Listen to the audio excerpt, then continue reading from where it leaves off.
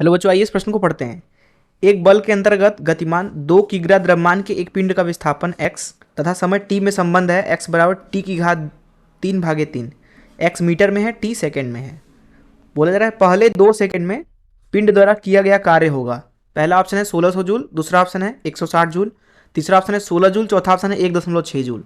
आइए इस प्रश्न की मुख्य अवधारणा की चर्चा करें। मुख्य अवधारणा देखिए, पहले तो आप यहाँ पे दो सूत्र समझें। अगर एक वस्तु जो है वो dt समय में एक छोटा सा विस्थापन dx करती है तो dx भागी dt होता है उसकी वेग, तथा जो त्वरण होता है वो दरअसल वेग परिवर्तन की दर होती है। तो त्वरण हो जाएगा यहाँ पे dv भागे dt। इसको आप ऐसे भी लिख सकते हो d2x भागे dt का वर्ग। तो ये तो पहली चीज़ है। दूसरी चीज़ यहाँ पे कार्य के बारे में समझते हैं। मान लीजिए ये कोई एक वस्तु है जिसके ऊपर मान लीजिए एक परिवर्ती बल लग रहा है F।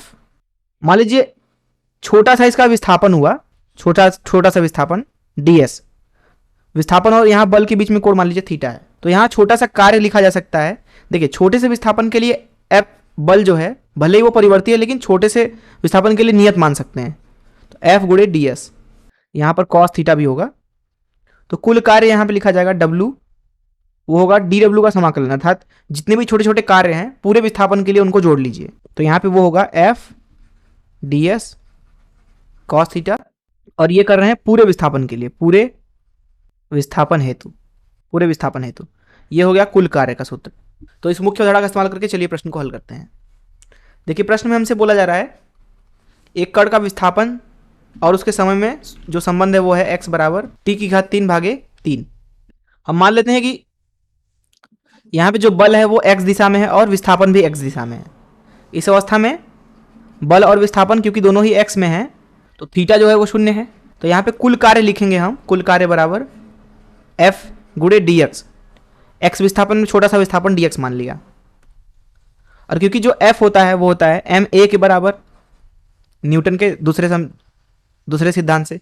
तो ये हो जाएगा W बराबर m द्रव्यमान है वस्तु का, वो नियत होगा, बाहर निकाल लेते हैं a dx। क्योंकि यहाँ पे प्रश्न में बोला रहा है द्रव्यमान जो है वो 2 किग्रा है, अर्थात नियत है m बराबर 2 किग्रा। यहाँ पे अगर हम v लिखें तो होगा dx भागे dt, जो कि होगा t का वर्ग। वहीं त्वरण लिखना चाहें तो हो जाएगा 2t के बराबर। अब dx भागे dt जो है वो t का वर्ग है, तो dx का मान लिख सकते हैं dx बराबर t का वर्ग गुणे dt। इसको समीकरण 1 बोल देते हैं। a का मान है 2t, इसको समीकरण 2 बोल देते हैं। और कार्य है ये, इसको समीकरण 3 बोल देते हैं। समीकरण 3 में समीकरण 1 और 2 का मान रख देते हैं तो कार्य मिलेगा w बराबर m गुणे त्वरण जो कि है 2t गुणे dx जो कि है t का वर्ग गुणे dt। ये मिल रहा है आपको m गुणे 2 बाहर निकाल लेते हैं, 2m बन जाएगा गुणे t की घात 3 dt। मान लीजिए हमें शुरुआत से t समय के लिए कार्य चाहिए तो 0 से t लगा देते हैं, यहाँ पे भी 0 से t। तो कार्य मिल रहा है आपको w बराबर 2m गुणे t की घात 4/4 जो कि है m गुणे t की घात 4/2। m का मान यहाँ पे 2 दिया हुआ है तो w लिखेंगे t की घात 4, m का मान 2 किलो है। समय को सेकंड में रखेंगे तो जूल में आएगा उत्तर। प्रश्न में बोला जा रहा है पहले 2 सेकंड में पिंड द्वारा किया गया कार्य, अर्थात यहाँ पे t का मान जब 2 सेकंड लिया जाएगा तब कार्य पूछा जा रहा है। तो तब कार्य हो जाएगा 2 की घात 4 जो कि हो जाएगा 16 जूल के बराबर, क्योंकि सेकंड में रखा है समय। आइए देखते हैं कौन सा ऑप्शन सही है। यहाँ पे आप देख सकते हैं कि सी ऑप्शन सही है।